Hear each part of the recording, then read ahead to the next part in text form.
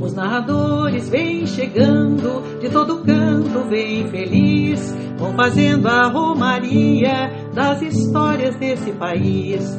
Olá, meus amores, tudo bem com vocês? Espero que estejam bem, espero que estejam ótimos. O meu nome é Poliana Barbosa, eu sou educadora daqui de Trindade e vim contar para vocês uma história que começa mais ou menos assim.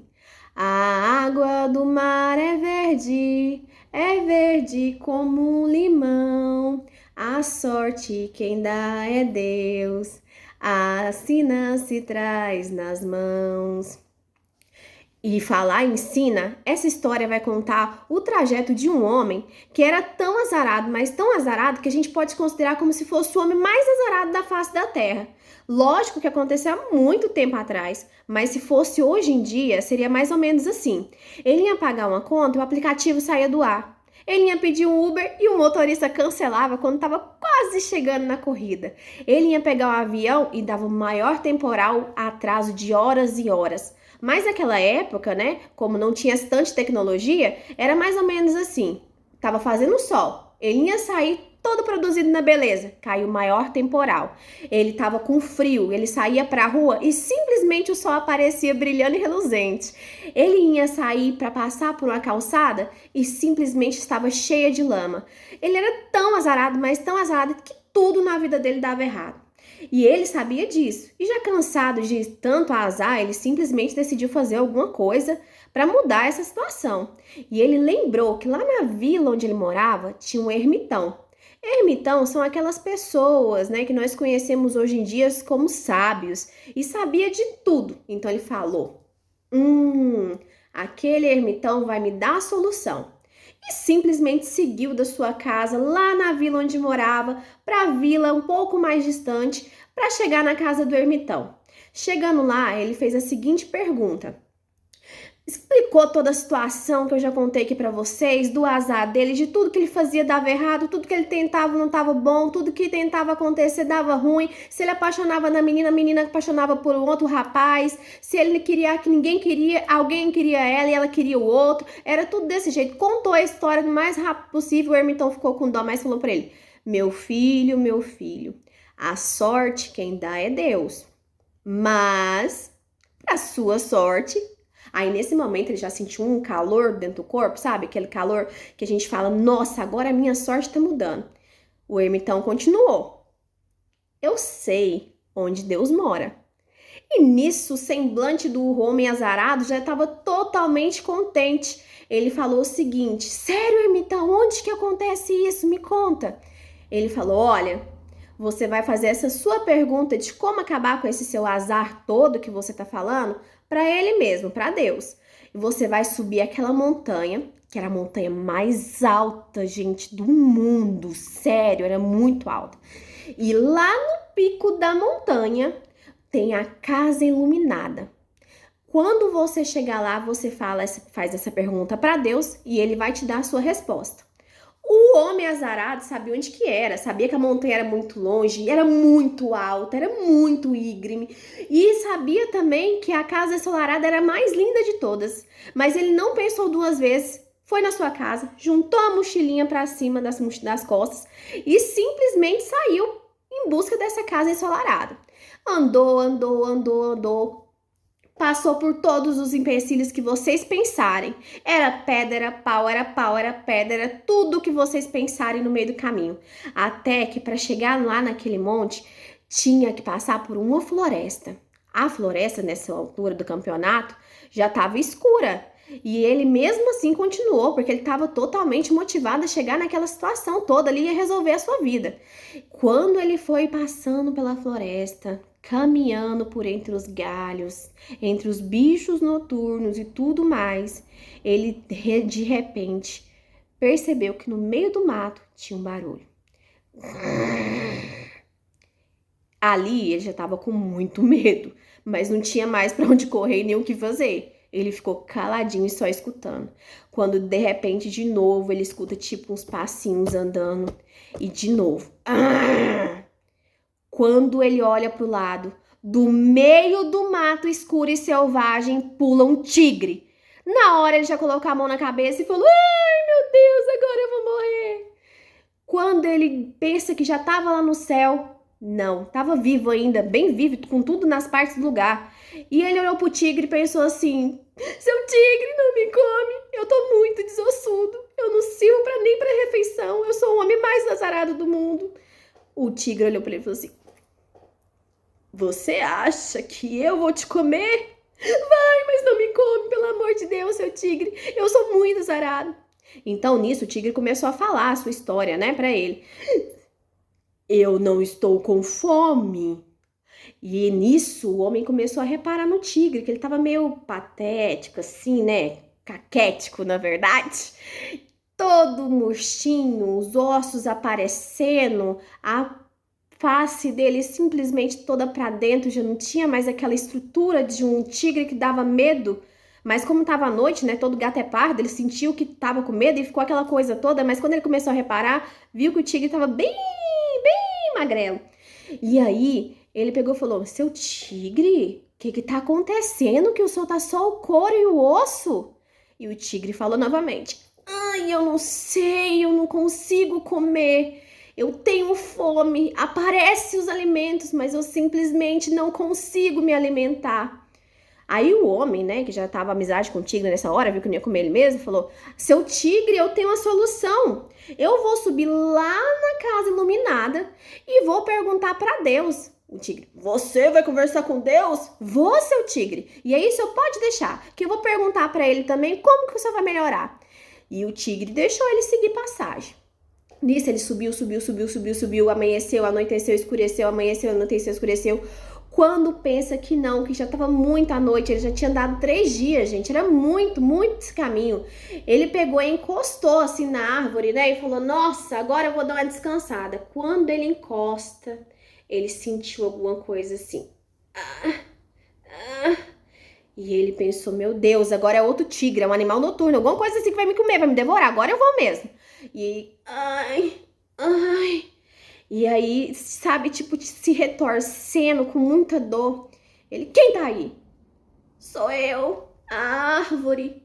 Nisso ele percebeu que aquela floresta era realmente, né, toda encantada, porque até as árvores falavam, os bichos, enfim. E ele falou assim: dona árvore, o que foi que a senhora tá dessa forma, definhada, assim, toda, né, nutrida? O que tá acontecendo?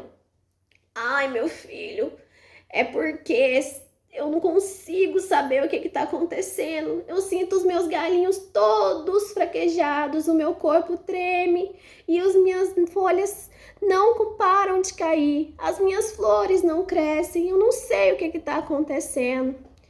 Aí o homem, na sua boa vontade, falou a mesma coisa que falou pro tigre: dona árvore, eu vou conversar com Deus. Tô subindo para conversar com o homem. Olha lá pra senhora ver. Vou perguntar para ele como que a senhora vai melhorar. Você vai conversar com Deus, meu filho? Vou, dona árvore, vou trazer a sua resposta, pode deixar. A árvore só observou que ele estava seguindo o caminho dele e subiu todo animado. Sobe, desce, escorrega, vira pra lá, vira pra cá, sai todo arranhado, todo cheio de bicho, mas continuou subindo firme no seu propósito de deixar de ser o homem mais azarado na face da terra. Assim sendo, gente, quando ele conseguiu subir mais, chegando no alto já da montanha, ele viu ali, bem afastadinha, um casebre. Ele pensou, tava escurecendo, faltava só mais um dia de viagem para ele chegar lá na casa iluminada, e ele falou: vou descansar. Foi entrando pelo casebre, olhou, não tinha ninguém, foi pisando. E a casa fazia crack. Já era uma casa velha, aquele casebre bem abandonado. E ele foi entrando, e quanto mais ele entrava, mais a casa estalava. Quack. E aí ele pegou e pensou: vou dormir aqui mesmo, não tem outro jeito. Pelo menos aqui eu tô seguro da floresta, né? Vou dormir aqui. Quando ele olha, num cantinho ele escuta um choro. Quem tá aí? Sou eu. Quem é você? Ele percebeu que era uma moça linda, muito bonita para aquela região. Mas a moça estava chorando, em prantos que ninguém conseguia passar. Ele conversou com ela e nem fazia ela passar, ela chorava de soluçar.